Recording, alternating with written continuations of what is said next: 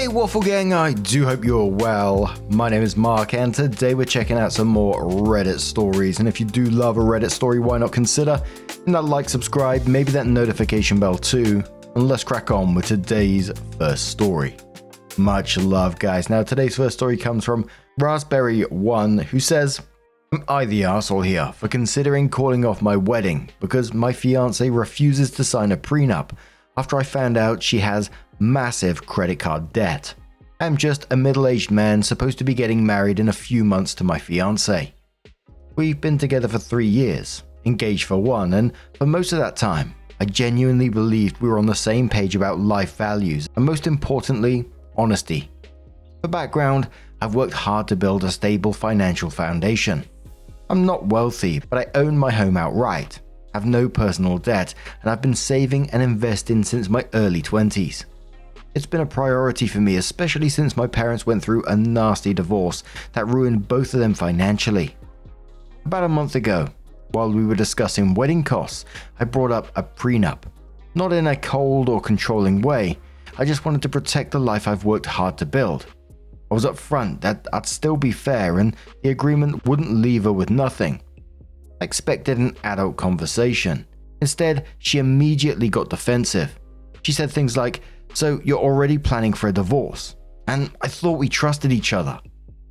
I tried to explain it wasn't about trust, it was about transparency and mutual protection, but she shut it down completely. That's when red flags started popping up. She became evasive every time money came up, and I started noticing weird things. Credit card offers in the mail, a few missed payments on shared expenses she said she'd cover, and lots of "I'll handle it later" energy. So I asked directly if she had debt. She admitted it. $92,000 in credit card debt. Not student loans, not a mortgage, credit cards.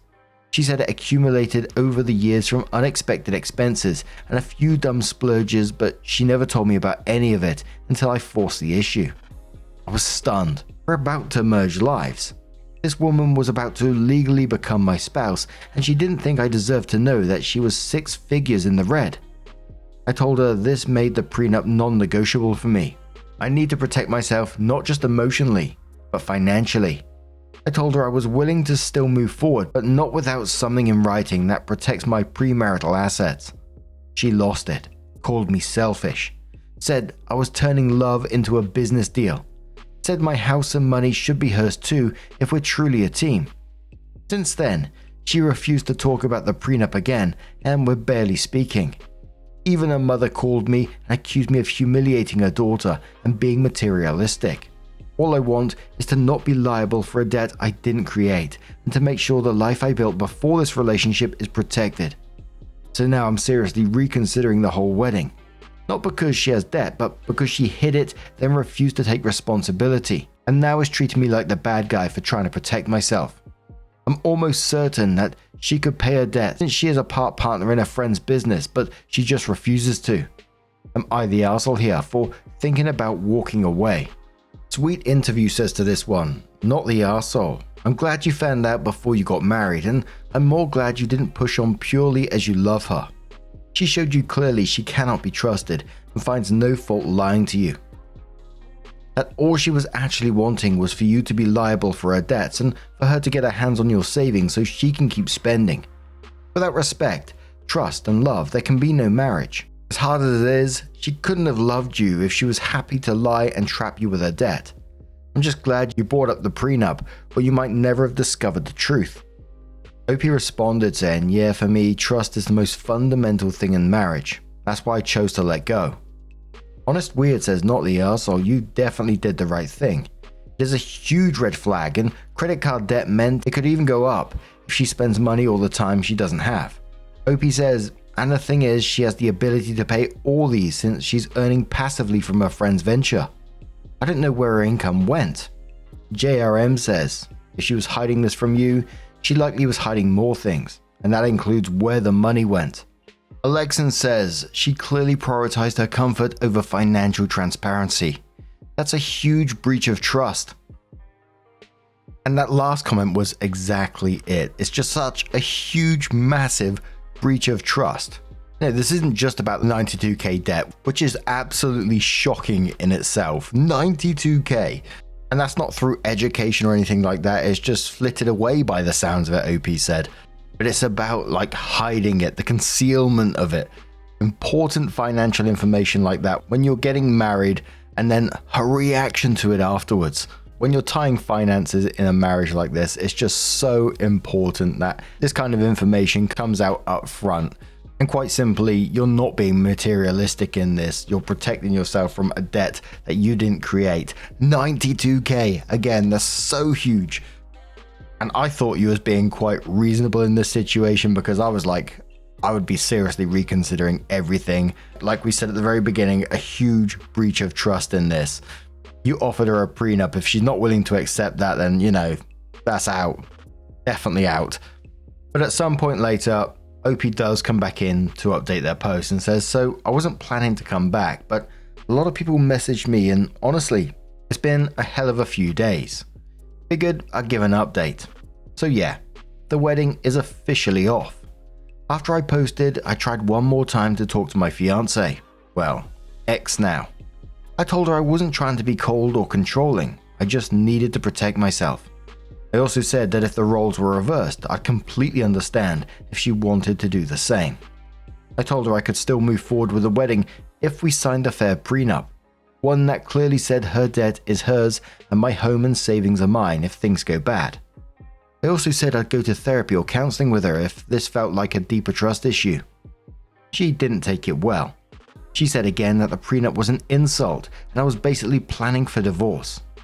Then she started crying and said I was humiliating her and that I was destroying everything we had built over money. But that's the thing. It's not just about the money. It's about the fact that she kept a massive amount of debt hidden until she had no choice but to tell me. And even then, she only told me because I pushed for it. That's not partnership. That's avoidance. So I told her I couldn't go through with it. I called off the wedding. It sucked. It still sucks. We told the venue, cancelled what we could, and let people know. Her family is furious. Mine has been supportive, but trying not to say I told you so. I've lost a lot of money, deposits. It suits some family flying in from out of state, but honestly, that's nothing compared to what could have happened if I ignored my gut. She moved out 2 days ago. We've barely spoken. I keep second guessing myself even now. I didn't want this, but I also don't want to wake up one day in financial ruin, wondering why I ignored every red flag just to avoid hurting someone. Anyway, thanks for everyone who gave advice or just listened. I'm heartbroken, yeah, but I feel like I did the right thing. Doesn't make it easy, just necessary. And the top comment on this one came from Mightier Thor, who quotes OP saying, but I also don't want to wake up one day in financial ruin, wondering why I ignored every red flag just to avoid hurting someone. And then says, the other day there was an r/ask Reddit thread that asked what would you tell yourself from 10 years ago on a 1-minute phone call. I suspect your future self, 10 years on from now, will tell you to call off the wedding. Gee, where's the level of manipulation from her at the very end there, trying anything by the sounds of it. But what do you guys make of this situation? Maybe you got a different take on the matter. Let us know your thoughts down in the comments below. And let's move on to another story. Now, our next story comes from Maple and Pancakes, and it says, am I the arsehole here for telling my mother-in-law to stop calling herself mum to my baby? I just want to give you an update about my situation. I was so happy when I gave birth to my daughter 4 months ago. She's my first child, and honestly, it's been a roller coaster ride for me. My husband has been great, but the problem started with his mum. From day one, my mother-in-law has been very involved. She visited the hospital the day after I gave birth and was constantly hovering, offering advice I didn't ask for. I chalked it up to excitement. But then things started getting weird. She began referring to herself as mummy when holding my daughter. At first I thought I misheard, but she kept doing it. When I gently corrected her, she laughed it off like I was being silly. I told my husband it made me uncomfortable, and he agreed it was odd, but didn't want to confront her because according to him, that's just how she is. So I did. The next time she said it, I calmly said to her that, please don't call yourself mum around my daughter. It's confusing and frankly, it's not your role. She looked shocked, then told me I was overreacting and that babies don't understand titles at this age. I stood firm and said, maybe not now, but she will soon. And I'm her mum. You're a grandma. That should be a special title too. She got upset and left early. Later that day, I got a long text about how I embarrassed her, how she was just expressing love, and how I'm being territorial and insecure. Now some of my in-laws are saying I hurt her feelings and should apologize because it's not like she's trying to replace me. I don't think I'm being insecure. I just want to be clear. My baby will only have one mum. So am I the arsehole here for telling my mother-in-law to stop calling herself mum to my baby? Absolutely not the arsehole in this situation, and it's one of those things that might seem like a small thing at the time, but your points are completely valid that your baby will eventually understand titles, and being consistent around that does matter. And her sending that text after just shows how dismissive she is, and she's going to continue down this path. That's just how she is, which we've seen time and time again in these stories. That excuse from your husband isn't helpful either. Boundaries need to be in place here, they need to be stuck to. It's as simple as that. She went to make it about her feelings rather than talking about the way that you're feeling in this. KitKat says, get a play frying pan and fake bop her on the head every time she says it and go, not the mama. Hope some remembers the dinosaur show. Lol. Great reference. Another commenter says, make yourself uncomfortable to protect the comfort of someone else. Had family members impose this message on me repeatedly. You're in charge of your comfort. Others are responsible for their own. You didn't embarrass her. She embarrassed herself. As did other family members. I'd keep my distance from all of them forever. You're responsible for avoiding toxic people. They will suck up all your energy all the time. So OP updated the post and said thanks to everyone who commented. Reading your responses really helped me feel more grounded. I wanted to give an update because things definitely escalated, but in some unexpected ways. So after the confrontation and her dramatic exit, my mother-in-law went full hurt grandma mode. She told extended family I banned her from seeing the baby, which I didn't, and that I accused her of trying to kidnap her granddaughter. The group text got wild. A few flying monkeys started chiming in about how I need help and how babies don't care what you call yourself anyway. I didn't respond to any of it. My husband finally stepped up and called her directly. He told her she needed to respect boundaries or there would be consequences. She cried again. She said she was just trying to love the baby the way that she knew how, and that I was turning him against her. She posted a photo of her holding our daughter on Facebook with a caption, "Mummy's girl," publicly, tagging family. That was my breaking point. I immediately texted her and said, until you can respect the fact that I'm her mother, not you, we're going to take a break from visits. My husband backed me up 100%. We've since limited contact to just polite texts and occasional check-ins and no in-person visits for now. She hasn't apologized. So far, life has been a lot more peaceful. I've gotten some icy texts from a couple of family members, but more surprisingly, a few others reached out privately to say they had similar issues with her and respected how I handled it. Thank you for the support. The top commenter on this one said, but if she posted a picture with a baby calling herself mum, isn't that all the proof the family needs? Unless they are as crazy as her. In that instance, then none of them need to be around. I've never had anything that crazy challenge my parenting, thankfully, but that would be a hard fuck off from me. Any expression says those other people are part of the problem as well. When stuff like this starts, it needs to be called out. A couple of people let it slide and she never learned her lesson, so now you have to be the one who gets the bad rap. Personally, I would tell her that you aren't the only one who has had problems with her.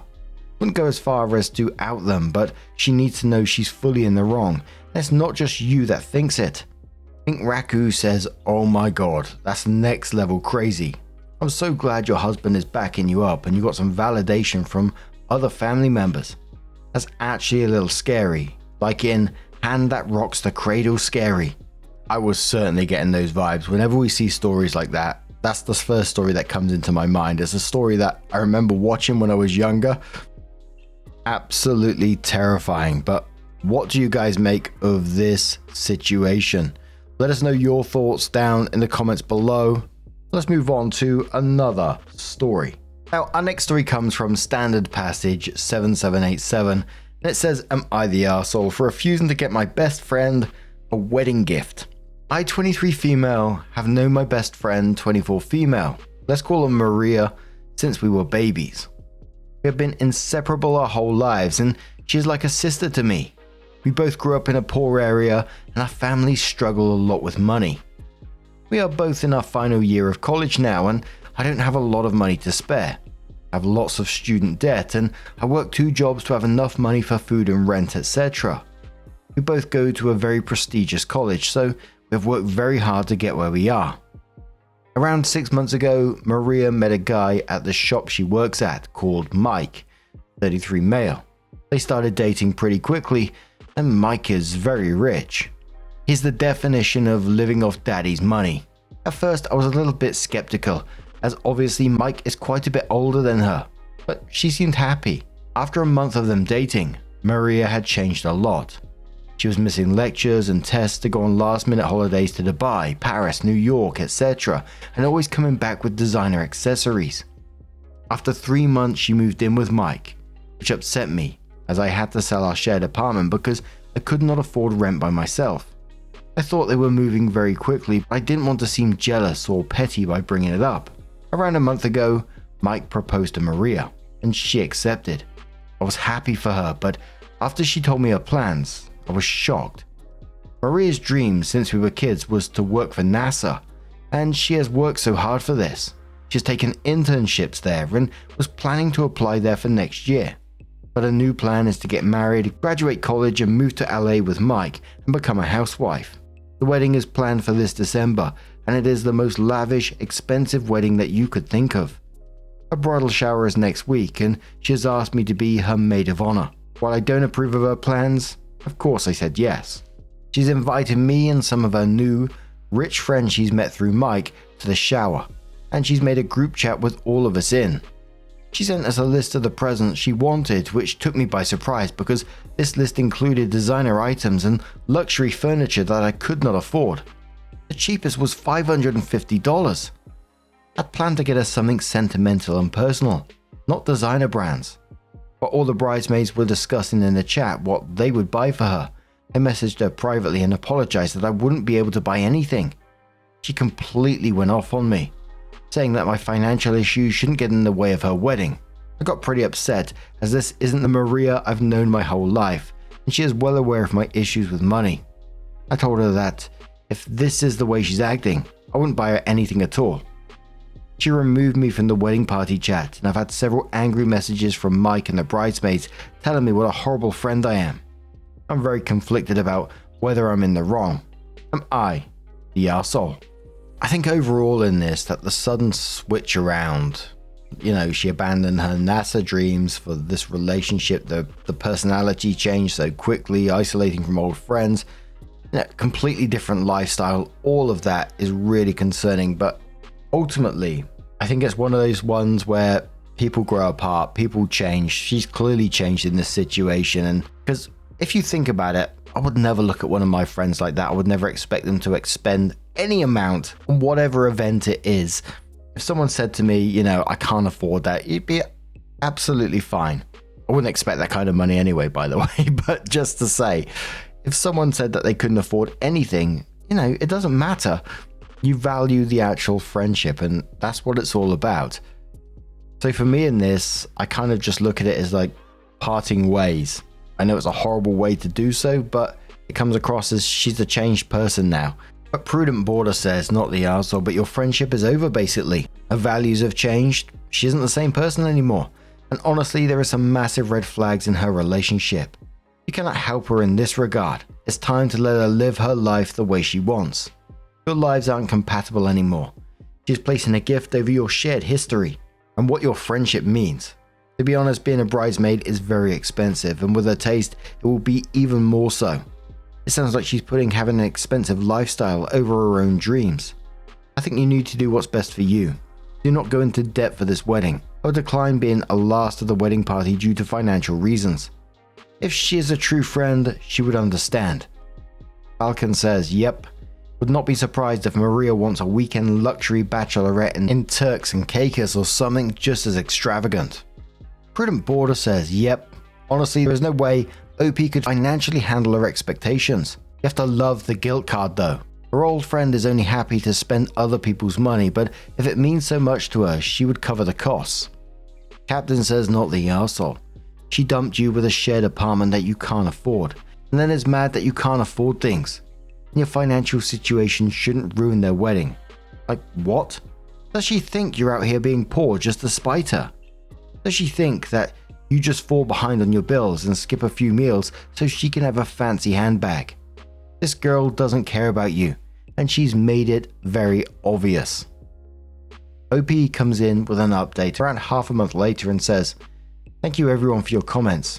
It's been 3 weeks since I dropped out of the wedding party and I'm still getting calls from Mike and the bridesmaids. I spoke to a couple of friends and asked advice, and like a lot of comments said, they just advised to be there for Maria and try to reach out if possible. I messaged her last week asking to meet for a coffee. After being left on red for a few days, she agreed. I spoke to her explaining my concerns about the marriage and why I decided to drop out of the wedding party. She stayed silent through all of it, and when I finished she broke down in tears, so badly she couldn't speak.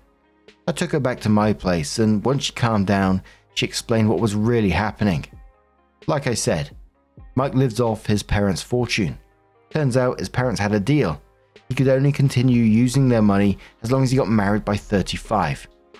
As he was quickly reaching this deadline, he found a young, pretty girlfriend and rushed into marriage so he could continue his luxury lifestyle. Maria found this out at family dinner back in July. Maria tried to confront him, but he threatened her with taking all the money and leaving her jobless, and without a place to live. Mike's parents also have a prenuptial in the works, and Maria confessed she has been stalling it as long as she can. She also explained to me that the bridesmaids/new friends had been picked by Mike as daughters of his father's friends, and they all made fun of Maria for being previously poor. Because of this, she felt like she had to change, hence the dramatic personality change and expensive registry. It all went down after I dropped out of the party. Maria caught Mike cheating with an even younger girl. She found messages of them sexting and evidence of her coming to their house. She confronted him and he denied everything, deleted all evidence and tried to gaslight her into thinking she made it up. She was sleeping in the spare room until we met up, and right now she's staying on the couch in my apartment. Last night she officially called off the engagement, and both me and her have been receiving hateful messages all night. We're making a plan at the moment to help her cut ties with Mike, get back on track with college and find a job again. I'm still mad at her for what she did to me, and it will take a very long time for our relationship to get back on track, but I'm trying my best to support her. Again, thank you everyone for your comments and feedback. I really appreciate it. While she still has a long way to go, I'm happy to see that the person that I knew and loved is slowly coming back. Cheshire says you're a true friend to Maria. Good to see she knows that now. Historical says I suggest you don't trust her. She can say whatever she wants about her ex, but she chose to give everything up for money. This already really showed the person who she is. But now, I'm going to turn this one straight to you guys. What do you guys make of this situation? Let us know your thoughts down in the comments below. Now, just a huge thank you for being here today, getting involved in the stories, your love, your support, your time. It always means the absolute world to me, so thank you so much, and hopefully I'll see you in the next one. Take care and much love.